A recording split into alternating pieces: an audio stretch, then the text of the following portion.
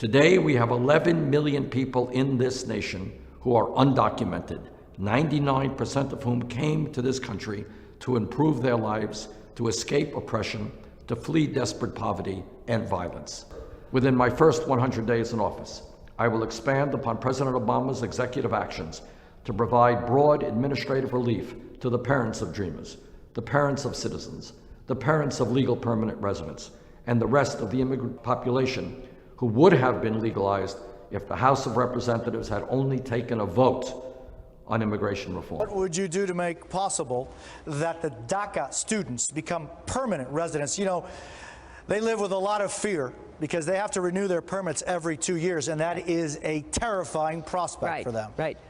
Well, that's why I support the president's executive orders on DACA and DAPA, and I will do everything I can to make sure that they are kept in place. As you know, there's a court action challenging them. I don't know what's going to happen now because of the Supreme Court situation, but I will renew them. I will go further if it's at all legally possible. And I will make this a big political issue because we need to keep those young people working, going to school, being productive members of our society. In 1986, Ronald Reagan basically said the people who were here, if they were law-abiding, could stay.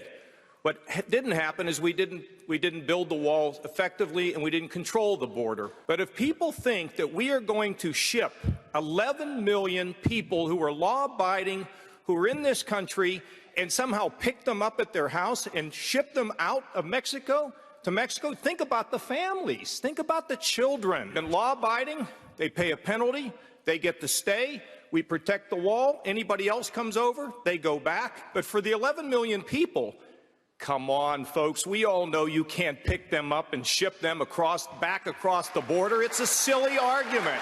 It's not an adult argument. Let me just tell you that Dwight Eisenhower moved 1.5 million illegal immigrants out of this country.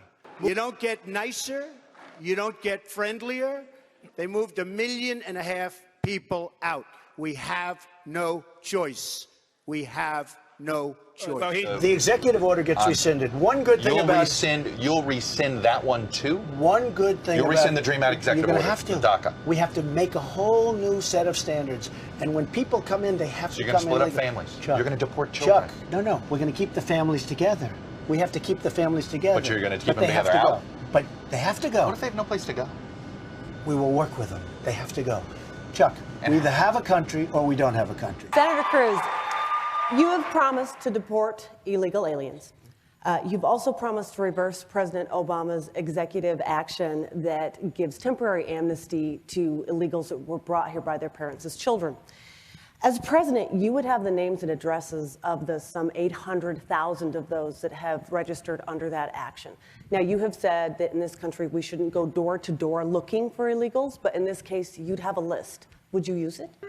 When it comes to deciding which side of the line you're on, the Rubio-Schumer amnesty plan passed the Senate, and it was on the verge of passing the House. House leadership intended to take it up and pass it with the Democrats overruling most of the Republicans. And the question for anyone on illegal immigration is, where were you in that fight? Where did you stand? When that issue was being debated, Ted Cruz at a committee hearing very passionately said, I want immigration reform to pass. I want people to be able to come out of the shadows. And he proposed an amendment that would have legalized people here. Not only that, he proposed doubling the number of green cards. He proposed a 500% increase on guest workers. Now his position is different. Now he is a passionate opponent of all those things. So he either wasn't telling the truth then, or he isn't telling the truth now. But to argue he's a purist on immigration is just not true. You know, the lines are very, very clear. Marco right now supports citizenship for 12 million people here illegally. I oppose citizenship. Marco went on Univision in Spanish and said he would not rescind President Obama's illegal executive amnesty on his first day in office. I have promised to rescind every single illegal executive action, including that one. First of all, I don't know how he knows what I said on Univision because he doesn't speak Spanish. And second of all, the other point that I would make... Marco, si quieres, díselo ahora mismo, díselo ahora. En español, si quieres. This is a disturbing pattern now, because for a number of weeks now, Ted Cruz has just been telling lies. The truth. Ted Cruz supported legalizing people that were in this country That is illegally, simply and false. only now does he say he will. That is Major. absolutely false. What he